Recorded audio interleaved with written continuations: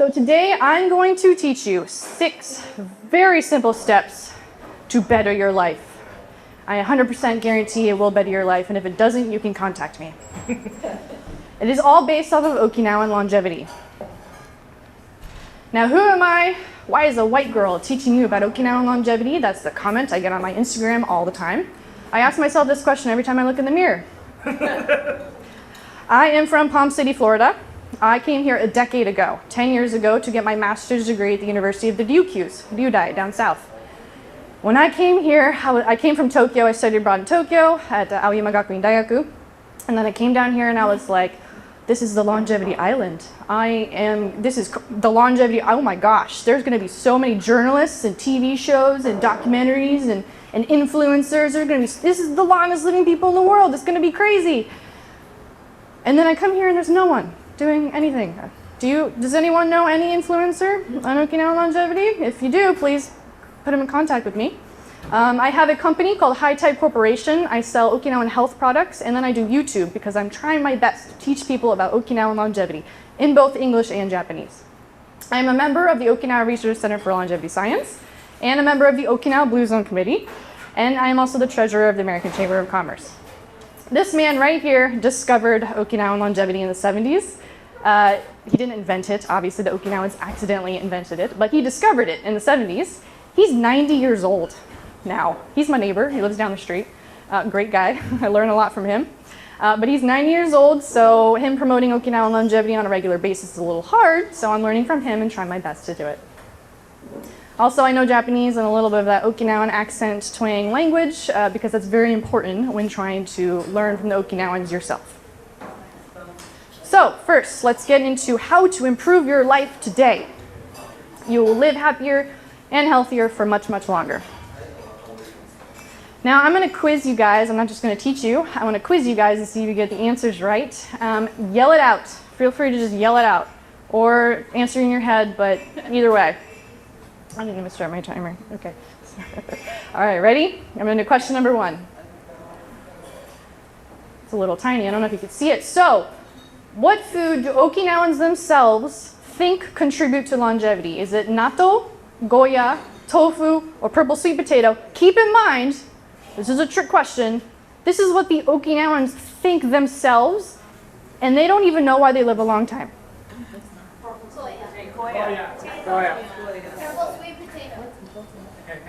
All right, no one said the right answer. It's natto. Now listen, this is not keto longevity. This is the beginning of my presentation, and I started with food for a reason. So everyone thinks it's food. I thought it was food. That's why I came here to study about the plants and the herbs. I was like, it's the key. It's not. It's not food. They don't even know it's not food. It's not natto. Natto's good for you, but it's, this is all good for you. Why is it not even purple sweet potato? Everyone thinks it's purple sweet potato. There's that Netflix documentary, which I'm kind of against, but that's a presentation for another day. Back in the day, Okinawans ate purple sweet potato so much, they're absolutely sick of it. Journalists and researchers will come now and they'll interview Okinawans and be like, purple sweet potato, do you eat it? And then they'll say no. And then the journalist and researcher will come back to me, Christal, they don't eat purple sweet potato. Like, yeah, I know. They're sick of it. They don't want to eat it anymore. If you ask Okinawan what they eat now, they eat pizza, they drink red wine, and like we do it together. They eat fried food, they eat goya champuru, yeah, they eat tofu, they eat sweet potatoes sometimes. They're eating whatever they want. They're all not eating the same thing. So a lot of people know science here. So like, how do you connect the dots with that? You can't. Now I'm about to make a point. No one take it too seriously. Now these 2 guys eat McDonald's every single day. The first guy is Warren Buffett. He is 93 years old right now. He eats McDonald's nearly every single day. And Coca-Cola, drinks a ton of Coca-Cola. He's 93. You're not supposed to like eat McDonald's and live that long, right? That's what everyone tells you. So there's something else going on here now. And then the guy on the right is Jim Delegati. He died at the age of 98. Does anyone know who it is? He invented the Big Mac. He died at 98 years old, guys. In Okinawa, there's a celebration. It's called Kajimaya. And when you do Kajimaya, it's when an Okinawan turns 97 years old The whole village celebrates it. It's like, oh my God, you made it to 97. Not 100, it's 97. It's based off the zodiac and numerology, but that's details about that another day.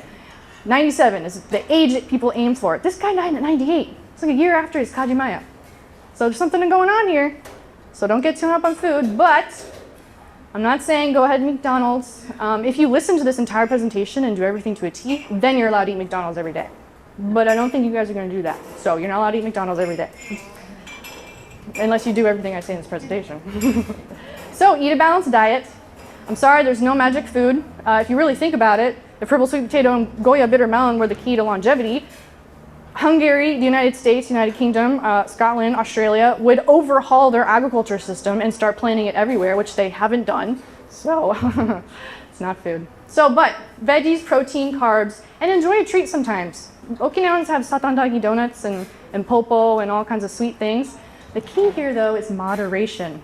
Don't take anything to the extreme. The keto diet is the extreme. It's not good in the long term. Carnivore diet, not good in the long term. Just don't do anything extreme. Just be moderate. That is what the Okinawans do. Question number 2. Which person do you think will live the longest out of these 4? Peyton Manning, it's an American football player, the Liver King, Lionel Messi, or Mike Tyson? Tyson. Huh? Oh, someone make a joke. All right, so I got half right. Yeah, you're right, Messi. Endurance sports are actually proven better than, of course, banging your head in front of other guys with helmets and getting concussions is obviously not good for longevity. The Liver King, obviously, if you follow him, it's not, he admitted to steroids, but that's a different story.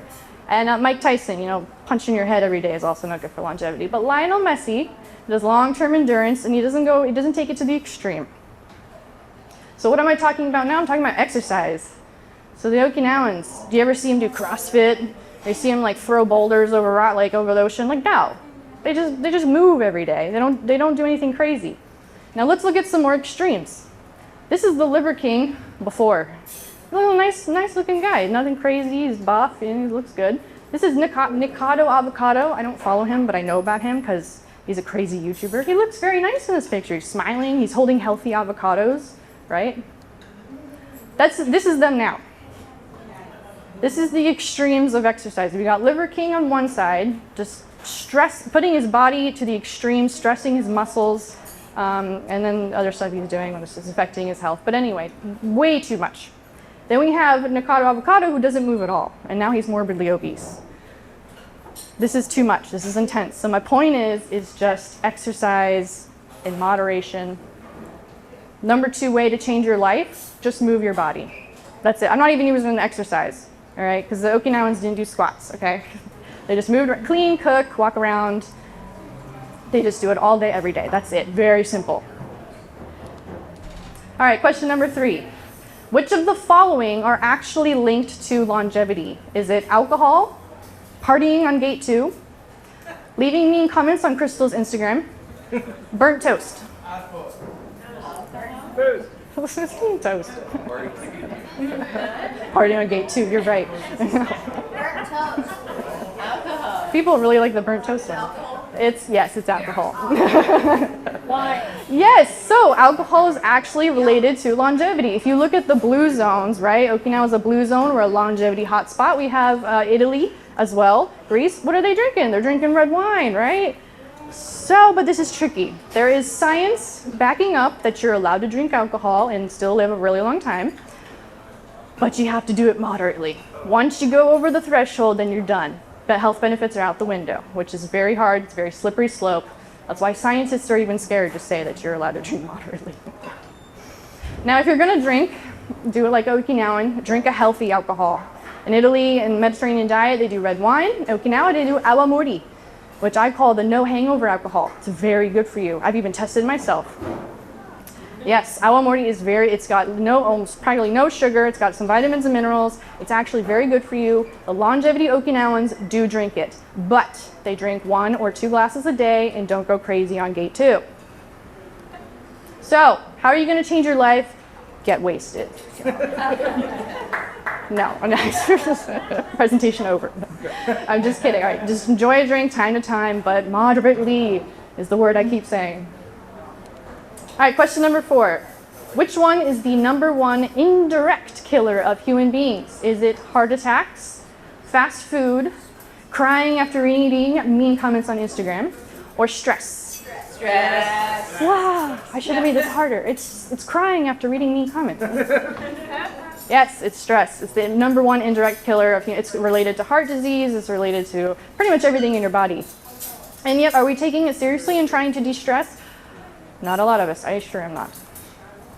What are the long-term effects of stress? As you know, it affects your brain, headaches, acne. That's what I usually get from stress.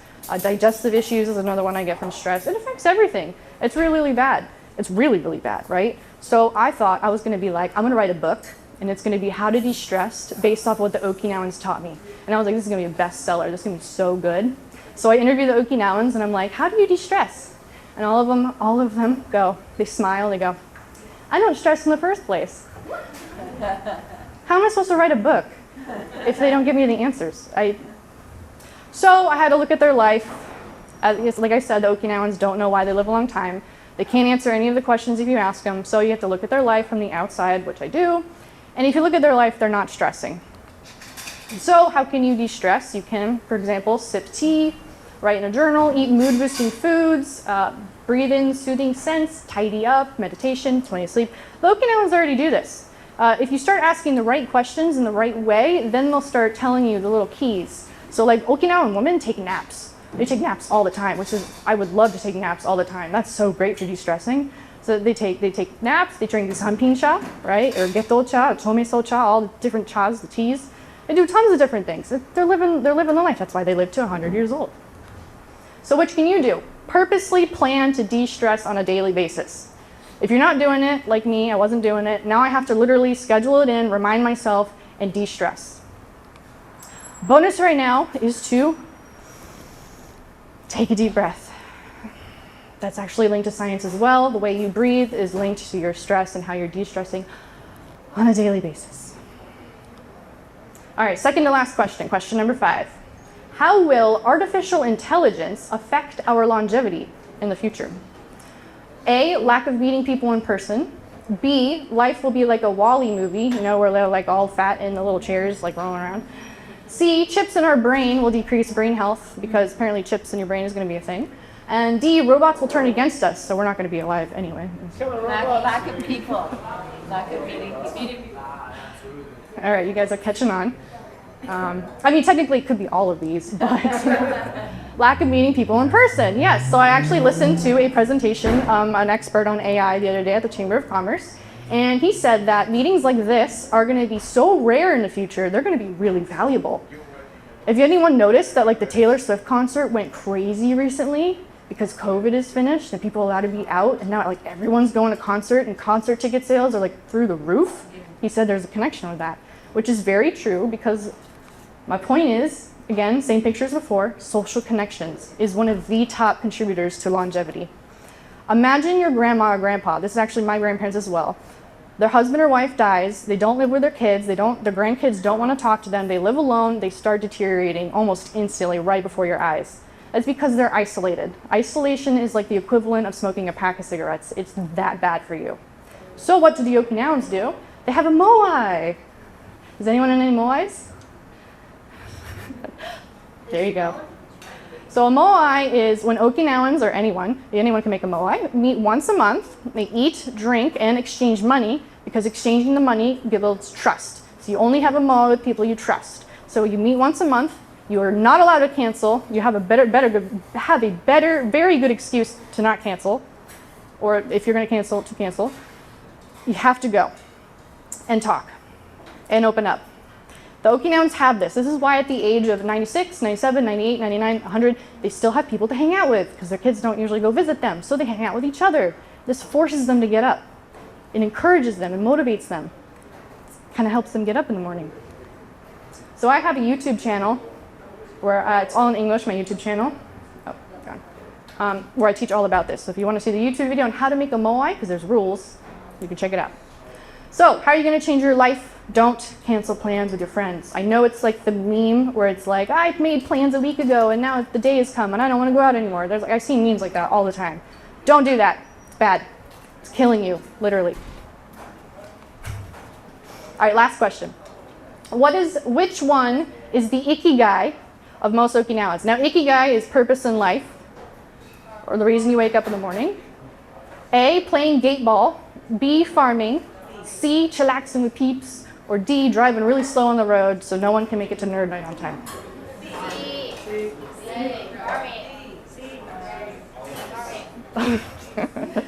So it is chillaxing with peeps. Yes.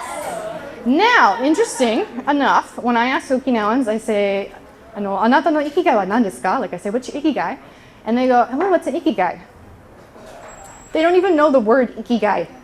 You seen that blue book that's like ikigai, purpose of life, and it's like you must make money and do this and that. Dr. Suzuki hates that book. I don't like that book. It's a good start if you read it, that's great and all, but it's like the westernized, weird version of ikigai. It's not real. It's not good. Okinawans don't even know what ikigai is, so keep that in mind. So I explained to them, let me back up a little. So I explained to them that ikigai is a purpose in life. It's why you wake up in the morning. And they go, oh, okay. And then they always give me an answer that has something to do with people. It's seeing my daughter, hanging out with my friends to do gate ball, which is a thing I actually do love to do. Anything, people, like it doesn't matter, like drink with my friends. None of their ikigais are make a ton of money, have a fast car, have a nice house. Never is it an object, it is always people. And it doesn't matter if they're 70s, 80s, 90s, it's always people. So that goes back to social connections. So here, I want to play gate ball with them. Now I know that social connections are hard, okay? And having an ikigai, people be your ikigai is hard. Because people are hard, right? Fighting all the time, there's drama and this and that. These guys fight. Like, you should go see them in Ogimi Village. They're playing gate ball. I was really bad at it, so I didn't know how to like hit the ball right. And so a 98-year-old, a 95-year-old, and an 86-year-old all surrounded me and started yelling at each other, saying that there's a certain way to hold the mallet right. And all of them were wrong.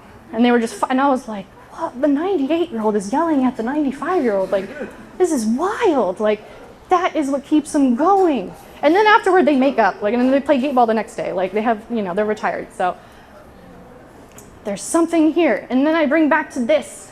I showed you this for a reason. Warren Buffett, Jim Delegati, these are just two examples. People that are eating not very good food, but think of their ikigai. All right, they have billions of dollars. That's a pretty good ikigai. I don't think they're alcoholics. They have ways to de-stress with all that money, right? They moderately move their body, they're not morbidly obese, then they have an ikigai. It is all connected. I even asked about the storyboard. How did you find that the storyboard was your passion? There's something there. So, this is probably the most important one of longevity, and it's the easiest. It's also the one you can't test in a test tube, so a lot of scientists can't really talk about it. But if you ask them in person, they will agree that there's something there. Think about your ikigai. Sounds super cheesy, but seriously, think about it. This is my ikigai, doing this right now, Okinawa longevity. So think about what yours could be. So if you take away one thing today, just one thing. There's 6 things. Just take away one. It's moderation. Literally any of it. Just do it moderately. Don't take it to the extreme. Now, this is the end of my presentation. I have a free gift. If you would like to scan it, it's a cookbook.